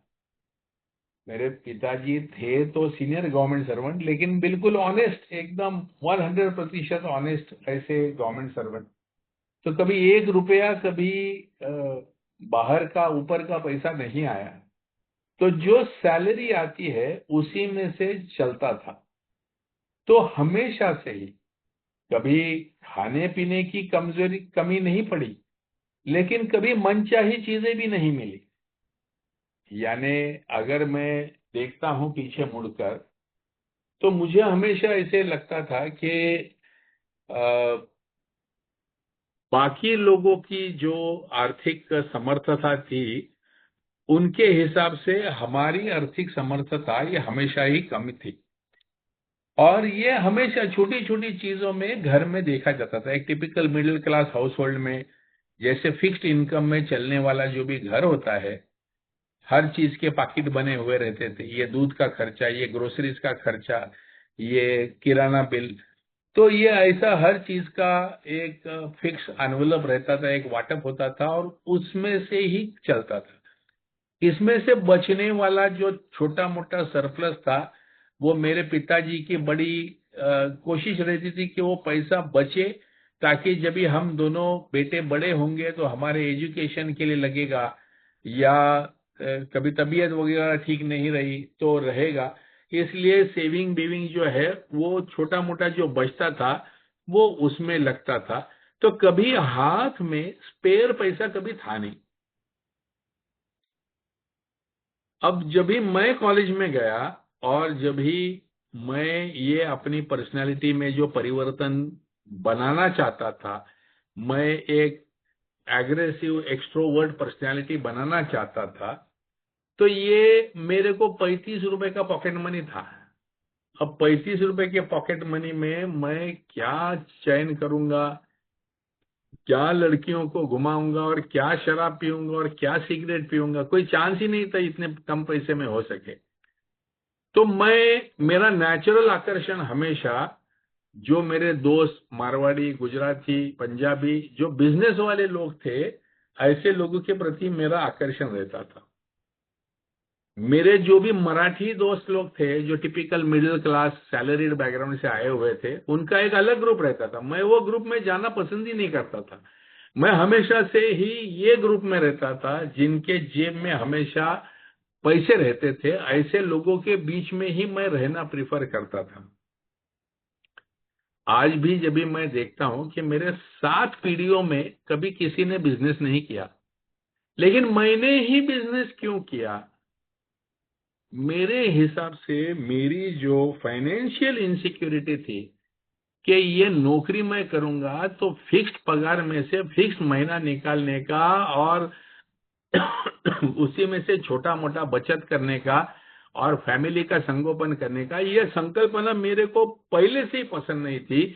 मैं पैसे कमाना चाहता था और बड़ी मात्रा में कमाना चाहता था, और मैं जानता था कि अगर मैं नौकरी करूंगा तो धीरे धीरे धीरे प्रमोशन करते करते साले मैं कभी 60 साल की 50 साल की उम्र में जाके मेरे हाथ में पैसा आएगा। और मुझे पैसा चाहिए था अब भी। मुझे अभी का अभी वो हायर लाइफस्टाइल ये जीना चाहता था मैं। तो हमेशा से ही शराब पीने के पहले भी मैं अपनी आर्थिक परिस्थिति से कभी खुश नहीं था। शराब पीने के दौर में और भी सिचुएशन बदतर हो गई, क्योंकि जो मैं नौकरी करके कमा लेता था उतना तो मेरा शराब का बिल होता था। तो फिर मेरे पास जो नहीं है, वो शराब पीने के बाद में थोड़ा सा इनहिबिशन दबने के बाद में हिम्मत भी बढ़ जाती है। तो फिर कर्जे, फिर क्रेडिट कार्ड के ऊपर बिल्स, और फिर जब भी होश में आता था और वो बड़े बड़े बिल्स दिखाई देते थे तो मैं और डर जाता था और डिप्रेशन में, वही worry, anger, self pity, depression. यानी जब भी मैं नशे में हूं तो मैं बड़ा पैसा खर्चा कर दूं और मैं नशे में से बाहर निकलूं, फिर मैं वरी, सेल्फ पिटी, एंगर और डिप्रेशन में चला जाऊं। ये जो सीसॉ है, ये जो ऊपर नीचे जो है, ये मेरा शराब पीने के दौर में भी चल रहा था। और अंत में जब भी शराब बंद हो गई और बिल्कुल financially zero, career wise zero, और ऐसी अवस्था में दोबारा जब भी मैंने अपना जिंदगी संवरना चालू कर दिया, एक थोड़ी सी ढंग की नौकरी मिल गई, हाथ में थोड़े से पैसे आने लगे, अच्छे खासे पैसे आने लगे, घर में गाड़ी आ गई, एसी आ गया, टीवी आ गया, फ्रिज आ गया, जरा थोड़ा सा अच्छा चल रहा था। तो सभी को ऐसे लग रहा था कि भूषण अब सब ठीक चल रहा है, अब ऐसा ही रहे। लेकिन मेरे अंदर वो जो न बुझने वाली प्यास थी, वो प्यास ने मुझे, ये अच्छा पोजीशन था, मैं जनरल मैनेजर बन चुका था, उम्र के 30-32 साल में मैं कंपनी का जनरल मैनेजर बना हुआ था, मेरे हाथ में पावर थी, पैसा था। यानी उन दिनों लगभग 15-16 हजार रुपए का पगार था। जब भी मेरा घर खर्च 5-6 हजार रुपए में हो जाता था, तभी की मैं बात कर रहा हूं। लेकिन मेरे अंदर जो ये प्यास थी, तो मैं वो नौकरी में खुशी नहीं था। मुझे अंदर से आवाज ये आ रही थी कि भूषण तेरे को धंधा करना चाहिए, तेरे को कैसा भी करके खुद का कुछ करना चाहिए। आज अगर मैं देखता हूं कि मैं हमेशा सोचता हूं कि मेरा ड्रीम था बिजनेस करना वगैरह, ये ड्रीम वीम सब बकवास है। ये एक्चुअली मेरे अंदर की जो फाइनेंशियल इनसिक्योरिटी थी, उसने मुझे ड्राइव किया है। क्योंकि जब भी मैंने धंधा भी शुरुआत किया तो शुरुआत के 2-3 साल बड़ी तकलीफ था, हाथ में पैसा भी नहीं था, लेकिन मैं लंबा सपना देख रहा था। मैं सपने करोड़ों के देख रहा था, मुझे हजारों के सपने देखने ही नहीं थे। मैं जानता था कि ये थोड़ी बहुत तकलीफ निकाल दूंगा, ये थोड़ा बहुत मैं समय निकाल दूंगा तो आगे जो आने वाला है, अब ये आगे जो आने वाले के चक्कर में मैंने कहीं गलतियां की, मैंने बड़े बड़े नुकसान किए, मैंने बैंक के कर्जे करवा लिए, मैंने सब कुछ करवा दिया, लेकिन मैं आज जब भी पीछे मुड़कर देखता हूं कि मेरा भाई अच्छा करियर किया, डायरेक्टर करके कंपनी का रिटायर हो गया, उसको धंधा करने का कीड़ा नहीं हुआ। मेरे 100 दोस्त है जिन्होंने बाद में जाके 25-25 लाख, 40-40 लाख रुपए के पैकेजेस लिए। आज मेरे कुछ दोस्त है मेरे बराबर के मैनेजमेंट वाले, जिनका 1-1, 1.5 करोड़ का एनुअल पैकेज वाले लोग हैं। इन्होंने नौकरी करके ही पैसे कमाए, लेकिन मैं नहीं। मैं जल्द, मुझे सब कुछ झट से चाहिए था, मुझे जल्दी चाहिए था, और मुझे लग रहा था कि मेरे जैसे आदमी की हुनर और मेरा जो स्किल्स है, वो स्किल की वजह से मुझे जल्दी से मिलना ही चाहिए। तो पूरी तरह से मेरे विपरीत परिस्थिति थी, इसके बावजूद जो मैं बिजनेस में घुसा। आज मैं पीछे मुड़ के देख सकता हूं कि this stems from financial insecurity.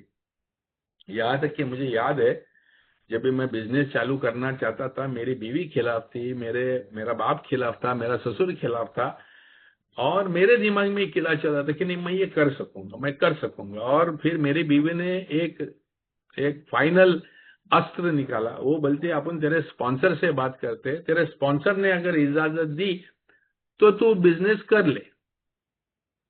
अब मैं जानता था मेरा स्पॉन्सर हरामी साला मेरे को करने नहीं देगा। वो बोलेगा अभी जरा तेरे जिंदगी में स्टेबिलिटी आई है, और सब लोगों, अगर तेरे चाहने वाले लोग हैं वो नहीं चाहते तो मत करना, तो शांति से नौकरी करना, एंजॉय योर वेल्थ। ऐसा ही बोलेगा मेरा स्पॉन्सर। ये सोच के मैं और मेरी बीवी, हम दोनों उसको मिलने को चले गए। लेकिन हुआ कुछ और। उसने मेरे बीवी को 3 सवाल पूछे। सबसे पहला सवाल उसने पूछा कि क्या पूषण ए को जो अभिप्रेत है वो कार्यक्रम पे चल रहा है? तो उसने बोला हाँ, उसमें कोई दिक्कत नहीं है, वो रेगुलर मीटिंग में जाता है, शेयरिंग करता है, पढ़ते रहता है, लिखते रहता है, कुछ ना कुछ उसका चलते रहता है, एक एक कार्यक्रम पे पूरी तरह से है। अच्छा। फिर दूसरा उसने सवाल पूछा, क्या तेरे को इतना कॉन्फिडेंस है कि ये तेरे को या तेरे बेटे को भूखा नहीं सोने देगा? तो उसने 1 मिनट सोचा और फिर बोली, नहीं, बोले कुछ भी कर लेगा लेकिन हम लोग को भूखा नहीं सोने देगा। इनफैक्ट सब कुछ ठीक ठाक कर भी लेगा, इतनी अवस्था कभी वो गंभीर होने नहीं देगा। और फिर तीसरा सवाल उसने पूछा कि सपोज अगर इसका ये बिजनेस का आइडिया फेल जाता है तो क्या उसको दोबारा नौकरी मिलेगी? तो उसने बिना झिझक के बोल दिया हाँ, बोलते हैं उसके पास एजुकेशन है, उसका इंडस्ट्री में नाम है, नौकरी तो उसको मिल जाएगी, नौकरी का कोई दिक्कत नहीं। तो फिर वो बोला, तो फिर उसको रोक मत। बोलता है क्योंकि जो भी शराबी ए में आने के बाद में, फाइनेंशियली जीरो बनने के बाद में, सबसे बड़ा तकलीफ उनका रहता है फाइनेंशियल इनसिक्योरिटी। क्योंकि जीरो में से निकलने के बाद में जो कुछ भी छोटा मोटा हाथ में आया है, उसके साथ रिस्क लेना कोई भी शराबी चाहता नहीं है। और ये फाइनेंशियल इनसिक्योरिटी के बावजूद अगर इसको ये बिजनेस करना है तो शायद इसके बाद में कोई दम है, एक अपॉर्चुनिटी तो देना बनता है इसको। और हम लोग एक एक वादा लेते हैं उससे। तो उसने मुझसे वादा लिया कि तेरे को कितना टाइम लगेगा सेटअप करने में, कभी तू बोलेगा कि ये सक्सेस है या नहीं है। मैं बोला मुझे 1 साल चाहिए। बोलता है डन। अगर 1 साल में तू तेरा बिजनेस सेटअप नहीं कर सका, या तेरे फैमिली की जो आर्थिक सिक्योरिटीज है इनको फुलफिल नहीं कर सका, तो तुझे धंधा बंद करके नौकरी दोबारा लेनी पड़ेगी। मंजूर? और मैंने बोला मंजूर। और उसने बोला जा, बोले कर कर ले, तेरे को जो करने का है वो।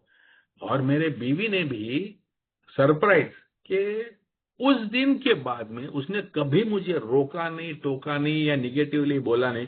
क्योंकि उसने सोचा कि अगर इसको अंदर से इतनी अगर ख्वाहिश है कि उसको कुछ करना है तो उसको कर लेने दे। इनफैक्ट 1 साल पूरा होते होते मैं काफी सारे कर्जे में था, आउटस्टैंडिंग्स थे, स्ट्रेस था, टेंशन था, और मेरा एक कॉम्पिटिटर था, और वो कॉम्पिटिटर ने मुझे ऑफर दे दिया कि बोलता है तू ये धंधा वंदा बंद कर और मेरे मेरे मार्केटिंग मेरी संभाल ले। मेरी एक रेपुटेशन थी कि साली इसको मिट्टी थी तो मिट्टी भी बेच के आता है। तो बोलता है तू ये सब छोड़ दे, मेरा धंधा संभाल। उन दिनों मारुति 1000 नई गाड़ी आई थी। बोलता है तेरे को नई मारुति 1000 दूंगा और लाख रुपए का पगार दूंगा। इमेजिन, मेरी 15,000 रुपए के सैलरी में से एक साल के अंदर 1 लाख रुपए का पगार देने को तैयार हो गया वो। I am talking about 1994। और बोलता है लेकिन तू मेरा काम संभाल ले। और मैं खुश होके अंदर घर पे आ रहा था, सोचते हुए कि चलो यार पैसा मिलने वाला है, अपनी सभी समस्या दूर, ये सब मेरी आउटस्टैंडिंग वगैरह सब निकल जाएगा और मैं फ्री हो जाऊंगा। घर पे आकर मैंने बीवी को बताया, बोला अपनी सभी फाइनेंशियल वरीज आर ओवर, तो ऐसा ऐसा मुझे ऑफर मिला है। और मेरी बीवी ने बोला कि तूने तेरी नौकरी क्यों छोड़ी, क्या कमी था तेरा नौकरी में? अच्छा पगार था, अच्छी फैसिलिटीज थी, कंपनी की गाड़ी थी, तेरे को बहुत अच्छा पोजीशन था, तेरे हाथ के नीचे काम करने वाले इतने लोग थे, तेरे को इज्जत थी, डायरेक्टर के रूम में तू बैठता था, वो सब छोड़ के तू क्यों निकला बाहर? मैं बोला धंधा करने के लिए। तो बोला बस हो गया, तेरे धंधे की प्यास बुझ गई, इतने में डर गया, मैंने तेरे से ज्यादा पैसा मांगा? बोला नहीं। बोला तूने जो दिया उससे मैंने घर चलाया, तो अभी तू क्यों पीछे हट रहा है? अभी तो वो 1 लाख रुपए के सैलरी से और वो मारुति 1000 से क्यों तू बहक रहा है? और मेरे पास जवाब नहीं था। और उसने मुझे पूछा कि तेरे को धंधा किस लिए करना है? और उस दिन मैं शांति से बैठा और मैंने सोचा कि मुझे धंधा किस लिए करना है। और अगले दिन मैंने सुबह उसको बोला मुझे धंधा इसलिए करना है क्योंकि मैं कर सकता हूं। आई बिलीव कि मैं ये क्रिएट कर सकता हूं, मैं ब्रांड बना सकता हूं, मैं पैसा कमा सकता हूं। अगर बोले तू ये तेरे को कॉन्फिडेंस है तो वो 1 लाख रुपए से तू बहक मत जाना। वो जो पैसा तेरे को दे रहा है ये तेरे को टेम्प्ट कर रहा है। अगर तेरे में एक्चुअली हुनर है और तू कोई पर्पस से, कोई कॉज से धंधा करना चाहता है तो ये ऐसे बहुत लोग पैसे आएंगे तेरे पास में। लेकिन तू आज अगर तूने तेरे सपने के साथ में अगर कॉम्प्रोमाइज कर दिया पैसे के लिए, कल बोले उसका धंधा सेटअप हो जाने के बाद में तेरे को निकाल देगा, फिर तेरा क्या? फिर ना धंधा रहेगा, ना लाख रुपए की नौकरी रहेगी, फिर क्या करेगा? और उस दिन मुझे रियलाइज हुआ कि भले मैं धंधे में उतरा था लालच की वजह से, लेकिन धंधा करते करते मुझे पर्पस प्राप्त हो गया था, मुझे मकसद मिल चुका था, मेरे साथ में लोग जुड़ चुके थे, मेरे साथ में सप्लायर जुड़ चुके थे, स्टाफ जुड़ चुका था। अब मैं जिम्मेदार इंसान बन गया था। अब मुझे कैजुअल लाइट हार्टेड डिसीजंस, खाली पैसे के पीछे भागने वाले निर्णय लेने की अभी मेरे पास सुविधा नहीं है, मुक्तता नहीं है। और मैं उस दिन के बाद अगले दिन जाके मैंने वो पार्टी को बोल दिया भाई नहीं। बोलते क्यों नहीं, इतना पैसा देने के बाद? मैं बोला नहीं, मुझे बहुत धंधा करना है। बोलता है यार लक्ष्मी तेरे घर पे आ रही है और तू मुंह धोने को जाने की बात करे। मैं बोला जो भी समझ लो आप कहो, लेकिन मुझे धंधा करने का है बॉस, इसके लिए मैंने नौकरी छोड़ा, मेरे को बाकी कोई तकलीफ नहीं थी। तो बोलता है जा, बोलता है इतना तेरे में अगर जुनून है धंधा करने का तो जा धंधा कर ले। बोलता है मैं तेरे को दोबारा पैसे के लिए भी नहीं पूछूंगा और तेरे बीच में भी कभी नहीं आऊंगा। तो जब ही मकसद मिल जाता है, जब ही पर्पज मिल जाता है, तो हमारी जो इनसिक्योरिटीज है वो चली जाती है।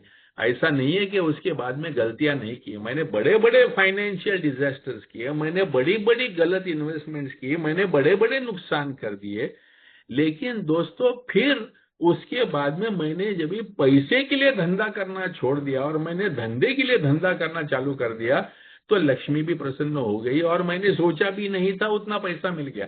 मैंने कोई टारगेट लेके नहीं निकला था कि मुझे 50 करोड़ बनाने, 100 करोड़ बनाने, ऐसा कोई टारगेट लेके तो मैं कभी निकला ही नहीं था। मैंने तो यही सोचा था कि I want to enjoy what I am doing. तो ये जो बदलाव है कि पहले मेरा पैसे के प्रति देखने का जो नजरिया था वो टोटली अलग था, और आज पैसे की तरफ देखने का जो नजरिया है वो टोटली अलग है। वो बीच में एक बहुत खूबसूरत एड मैंने देखा था, what good is your money if not for doing good. तो मुझे वो लाइन इतना पसंद आया कि पैसे को ध्येय न बनाते हुए पैसे को साधन बना के अगर आप जियो तो तुम्हारी फाइनेंशियल इनसिक्योरिटी भी चली जाती है, और वो जो कंटिन्यूअसली न बुझने वाली जो प्यास है, जो पैसे के प्रति जो हवस है, वो हवस निकल जाने के बाद में ही मुक्तता मिलती है ये वरी, एंगर, सेल्फ पिटी और डिप्रेशन से। बिल डब्ल्यू जब भी आगे बाकी रिश्तों के बारे में बात करता है, ही टॉक्स अबाउट द ईगोमेनिया। वो कहता है कि दो प्रकार के हमारे दो हम लोग दो प्रकार के खड्डे अपने लिए बना लेते हैं। ईगोमेनिया यानी मेरे ही बारे में विचार, सिर्फ मैं, मेरा, मी, माइन एंड माई सेल्फ, ऐसा कहते हैं उसको, कि मेरे आगे मेरे को कोई दिखता ही नहीं है। मेरा ईगो, मेरी पर्सनैलिटी, मेरा पब्लिक इमेज, इसके अलावा मेरे को कुछ दिखता ही नहीं है। और ये मेरे में ये न्यून गंड की वजह से या ये इमोशनल इनसिक्योरिटीज की वजह से मेरे अंदर जो ये हमेशा से एक न बुझने वाली प्यास है प्रतिष्ठा के लिए, एक न बुझने वाली प्यास है लोगों का प्यार पाने के लिए। वो कहते हैं ना कि मैं उस टाइप का इंसान हूं कि अगर मैं शमशान में जाऊं तो वो मुर्दे से ज्यादा इंपॉर्टेंस मुझे चाहिए होता है, और मैं किसी के शादी में जाऊं तो वो दूल्हे से ज्यादा इंपॉर्टेंस मुझे चाहिए होता है। और हर लोगों ने मुझे नोटिस करना ही चाहिए, और हर लोगों ने वाह पूषण भाई, वाह पूषण भाई ये बोलना ही होता है। ये जो मेरा जो ईगो मैनिया है, it comes from a deep inferiority complex. मेरे अंदर जो एक कमीपन की भावना है वो मुझे शांत बैठने ही नहीं देती है। मुझे हर जगह पर जाके बोलना ही होता है, मुझे आगे आगे करना ही होता है। बिल डब्ल्यू कहता है या तो मैं सबके ऊपर चढ़ के बैठूं या ढिगारे के नीचे जाके छुप के बैठूं। ये मेरे दो ही ये है, या तो मैं सबके ऊपर हावी होके बैठूं या सबके नजर से छुप कर कहीं ना कहीं बैठूं। ये दो मेरे एक्सट्रीम पर्सनैलिटी ट्रेट्स है। क्योंकि मैं जब भी लोगों के बीच में रहता हूं, या तो I am trying to control and dominate everybody, और जब भी वो कंट्रोल नहीं होने जैसे है या डोमिनेट नहीं होने जैसे है तो मैं वो ऐसे इवेंट में जाना ही नहीं चाहता हूं। जहां मैं सबकी आंखों का तारा नहीं हूं वहां पर मैं जाना ही नहीं चाहता हूं। जो मीटिंग में मुझे स्पीकर करके बुलाया नहीं है वो मीटिंग में मैं जाना ही नहीं चाहता हूं। अगर मेरे विचार सुनने के लिए 4 लोग सामने नहीं है तो मुझे वो वहां जाके कुछ बोलने की इच्छा भी नहीं है। बिल डब्ल्यू कहता है, if we lean too heavily on people they will sooner or later fail us. अगर मैं लोगों के ऊपर डिपेंड करूंगा तो वो मुझे मेरे बोझ के तले दब कर कभी ना कभी तो मुझे फेल करेंगे। और मेरी जो कंटिन्यूअस कुछ ना कुछ मांगे है वो मांगे से वो वो डर के भाग जाएंगे। और जब भी मैं लोगों को मैनिपुलेट करने का कोशिश करता हूं, मेरे जैसा उनको बिहेव करने के लिए लगाता हूं, तभी लोग मेरे खिलाफ रिवोल्ट करते हैं। लोगों को ये बर्दाश्त नहीं होता है और लोग बोलते हैं बस हो गया, बस अभी तो कितना बात करेगा, अभी चुप बैठ यार, अभी बाकी लोगों को भी कुछ संधि दे दे, बाकी लोगों को आने दे कि तू ही परमानेंटली एक जगह पे बैठा रहेगा। मैंने कई बार ये मैं देखता हूं कि एक ही कुर्सी में 10-10 साल कोई सेक्रेटरी बैठा हुआ है, वो उसकी जागीर बना के बैठा हुआ है। इसी के वजह से हमारा जो प्रिंसिपल ऑफ रोटेशन है कि हम कोई भी एक जगह को हमारा सेफ्टी जोन बना सकते हैं और वो हमारा थ्रोन हम लोग बना देते हैं, और वो नहीं चाहिए। Everybody has to get an equal chance. Bill W कहता है कि जब तक हम लोग सबको इक्वल, हम लोग एक समूह का एक हिस्सा बनकर नहीं रह सकते, एक फैमिली का एक हिस्सा, एक दोस्तों में से एक दोस्त बनकर नहीं रह सकते, तभी तक हमारे भीतर ये 4 हमारे शत्रु है, worry, anger, self pity and depression, ये बने रहेंगे। तो अगर मुझे शांतता से जीना है, सेरेनिटी से जीना है, तो मुझे इन डिफेक्ट्स के पास बारकाई से देखना पड़ेगा। बिल डब्ल्यू कहता है, character defects not being so glaring, to these it can be suggested that a conscientious examination is likely to reveal the very defects the objectionable questions are concerned with, because our surface record hasn't looked too bad. We have frequently been abashed to find that this is so simple because we have buried the self-same defects deep down in as under thick layers of self-justification. ये सबको हमने deep down दबा के रखे। ये जो आज हम लोग खुलकर अपने ये जो खामियों के बारे में बात करें, ये हमारे अंदर दबे हुए हैं, और उसको हम लोग सेल्फ जस्टिफिकेशन कि कैसे मेरा इस प्रकार का बिहेवियर ही सही है, ये हम लोग बताने का जो प्रयास करते हैं, वहां पर ये प्रॉब्लम है। Therefore he says thoroughness ought to be the watchword when taking inventory. बिल्कुल बारकाई से, बड़ी बारीकता से अपनी आप की तरफ देखिए और अपनी जो ये इन्वेंट्री है उसको बारकाई से लीजिए। In this connection it is wise to write out our questions and answers. अपने सब सवाल लिखिए और ये सवालों के जवाब लिखकर निकालिए। It will be an aid to clear thinking and honest appraisal. तो आपको खुद ही के पर्सनालिटी के बारे में क्लैरिटी भी मिलेगी और एक बड़ी नैतिक जो कहते हैं ना हम लोग, एक अपना एनालिसिस हम लोग कर पाएंगे। It will be the first tangible evidence of our complete willingness to move forward. जब तक मेरे अंदर के ये सिकनेसेस को, ये सोल सिकनेसेस को जब तक मैं खोज कर सही मायने में उसकी इंटेंसिटी समझता नहीं हूं, उनको जब भी समझता हूं और उनको बदली करने की जब भी तैयारी करता हूं, that is our first evidence. वो कहता है पहला ये हमारा निशानी है कि अभी हम कार्यक्रम में आगे बढ़ने के लिए तैयार हुए हैं। सो दोस्तों, यहाँ पर हमारा चौथा कदम तो खत्म होता है। ये जो निबंध लिखा है बिल डब्ल्यू ने, ये तो खत्म होता है, लेकिन ऑब्वियसली अगर हमारे भीतर जाना है और ये सवालों का जवाब देना है, तो ये सवाल आसानी से हमारे दिमाग में आते नहीं हैं। और इसीलिए मैं यहाँ पर जिक्र करना चाहूंगा कैलिफोर्नियन 4 स्टेप इन्वेंट्री मॉडल का। यहाँ पर हमारे बीच में विट्ठल भाई है। ये जो है आप सभी लोग जानते हो कि जब भी एक तरफ मूवमेंट जो बढ़ रही थी ईस्ट कोस्ट के ऊपर, जहां पर न्यूयॉर्क वगैरह में जो मूवमेंट बढ़ रही थी, साथ ही साथ में कैलिफोर्निया यानी वेस्ट कोस्ट, अमेरिका के वेस्ट कोस्ट पे बड़े पैमाने में रिकवरी हो रही थी।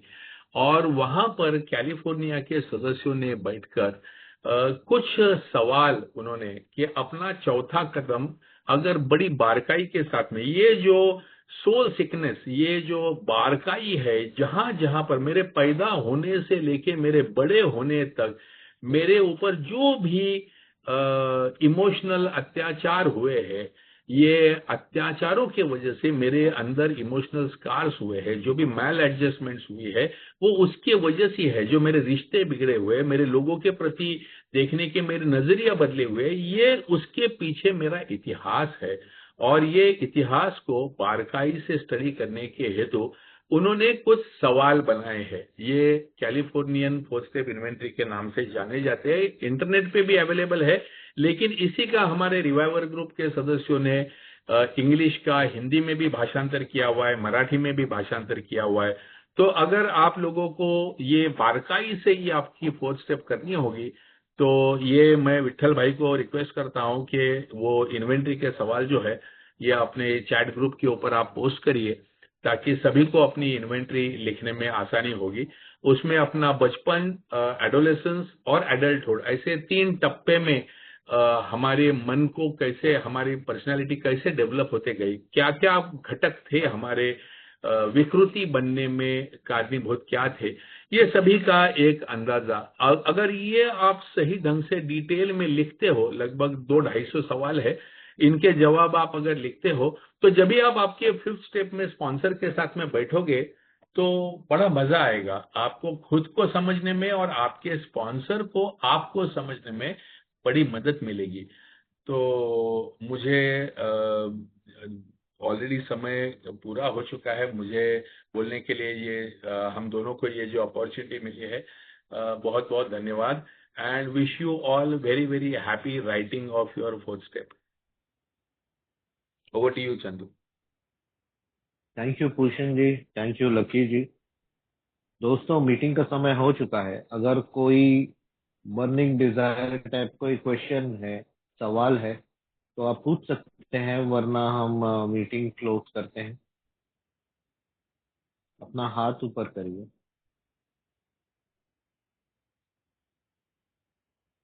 ओके।